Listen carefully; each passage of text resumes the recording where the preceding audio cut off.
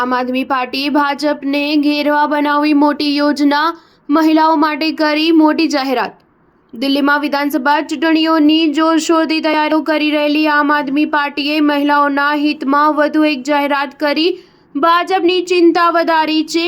આપ દિલ્હીની કાયદા વ્યવસ્થા મુદ્દે સતત ભાજપ પર પ્રહારો કરી રહી છે, ત્યારે પાર્ટીએ 16 ડિસેમ્બરે મહિલા અદાલત યોજવાનો નિર્ણય લીધો છે। આ દરમિયાન આપના પ્રમુખ અરવિંદ કેજરીવાલ અને સમાજવાદી પાર્ટીના પ્રમુખ અખિલેશ યાદવ પણ ઉપસ્થિત રહેશે। આપ મહિલાઓની સુરક્ષા અને કાયદો વ્યવસ્થા મુદ્દે મહિલા અદાલત યોજવાની છે।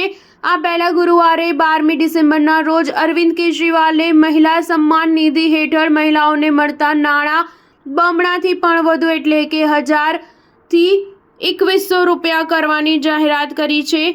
કેજરીવાલે જણાવ્યું હતું કે હવે મહિલા સન્માન નિધિમાં મહિલાઓને 1000 રૂપિયા મળશે। ચૂંટણી જીત્યા પછી તેને વધારીને 2100 રૂપિયા કરી દેવામાં આવશે। દિલ્હીમાં મહિલા અદાલત યોજવાની જાહેરાત કર્યા પહેલા અરવિંદ કેજરીવાલે કેન્દ્રીય ગૃહમંત્રી અમિત શાહને પત્ર લખ્યો હતો, જેમાં તેમણે કહ્યું કે દિલ્હીમાં મહિલાઓ વિરુદ્ધના ગુનાઓ ઝડપથી વધી રહ્યા છે।